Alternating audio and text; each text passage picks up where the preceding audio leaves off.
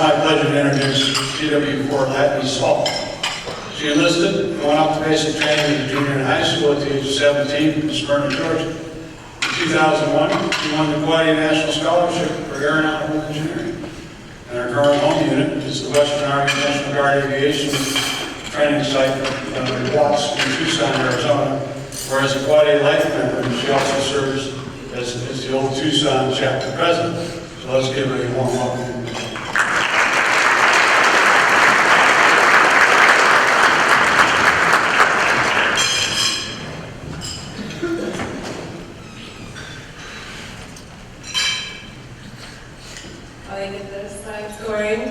Before I share my story, I want to extend a heartfelt thank you for each of you great patriots for your interest and contribution to the Scholarship Foundation. You all are really investors of the future. I titled my presentation How the Quad A Scholarship Foundation Launched Me into Aviation.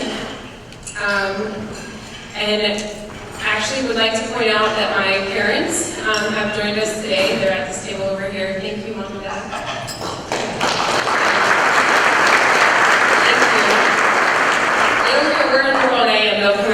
And support me. They were both actually born in Cuba and were able to flee that government knowing that their future wasn't really going to be the greatest there. And they did not come on a boat. I did ask that a lot. It was a timely process. However, my dad's family went to Spain before they actually made it to the U.S. And my mom's family, throughout several years, they all finally made it from Cuba to the U.S. So they met in Tampa. This is the Reader's Digest version of the story. Of course, you know, I'm not able to cover everything because they begged me to keep it under 5 minutes. They had me, and never ever was I discouraged from wanting to do anything that at the time I thought was crazy. Be an astronaut, go to space, be an inventor, or even a military helicopter pilot. And that was at the age of 15. It was in my blood to go after whatever it was that I dreamed of. They were wonderful and supportive, and as you heard, I actually signed the paperwork when I was 17 years old, a junior in high school, to go off to basic training. There was no really convincing them to sign the paperwork. You know, a lot of people can't get paperwork signed and have to wait until they turn 18 because they were the ones that actually highly encouraged and pushed me to do the AAAA program when I was in 9th grade. After graduating from the AIT school that I attended, which was for Flight Operations Specialist at Fort Rucker, I was deployed to Kuwait. When we returned, the section sergeant was very involved with the Quad A, encouraged me to become a member, and I was actually also awarded Soldier of the Month, which was the first certificate that you probably noticed on the slide. Interesting about that is the only legible signature on that certificate was by Colonel, now James E. Lord, who was the State Aviation Officer of Florida, and I had not seen in many, many years until I got to this conference on Wednesday. So that was really interesting.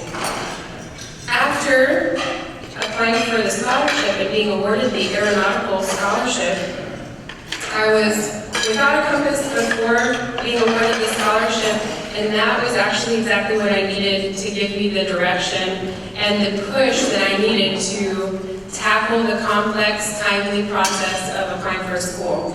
I was able to attend the Florida Institute of Technology. I earned my private pilot license. That became a little expensive at that school, so I transferred over to the Florida State College at Jacksonville. And this is where you'll see that my civilian education is heavily woven throughout my military commitment. While I was there, I was selected to attend flight school at the age of 22. I went off to flight school thinking I was going to be an age 64 pilot. At the time, my first 111th Aviation Attack Battalion was converted into a General Support Aviation Battalion. So I promptly graduated from flight school and went off to Stage 47 Delta School.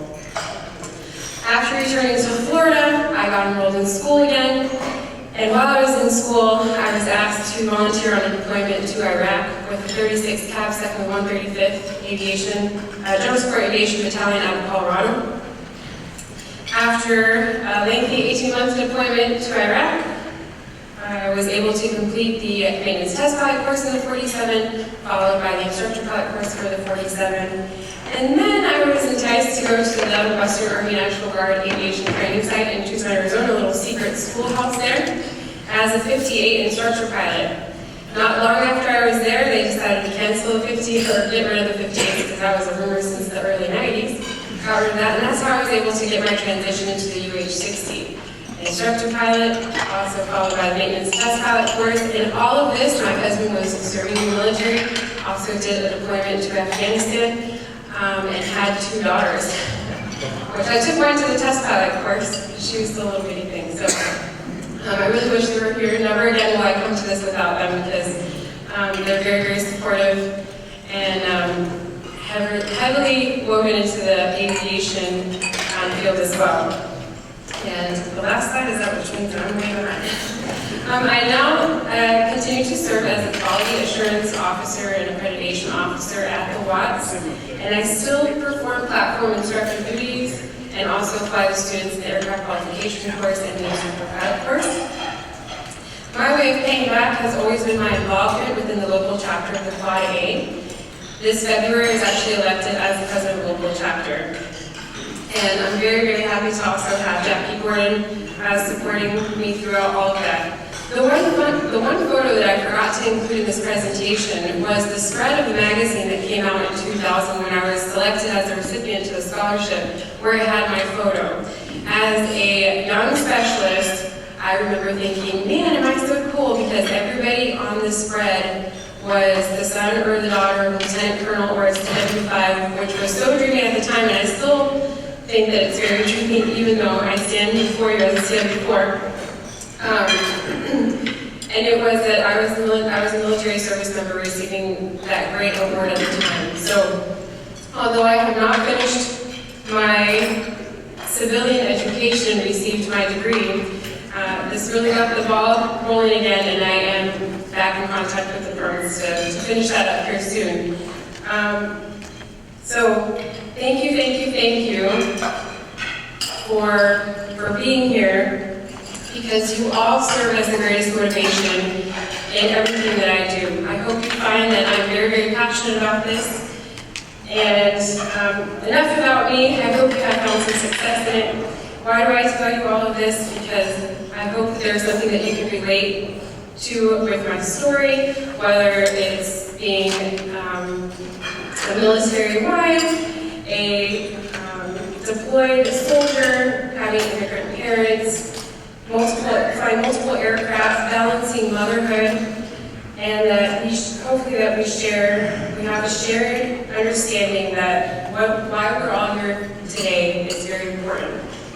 So in closing, it is a great honor for me to personally have this opportunity to thank you. We need you above the best. God bless you all.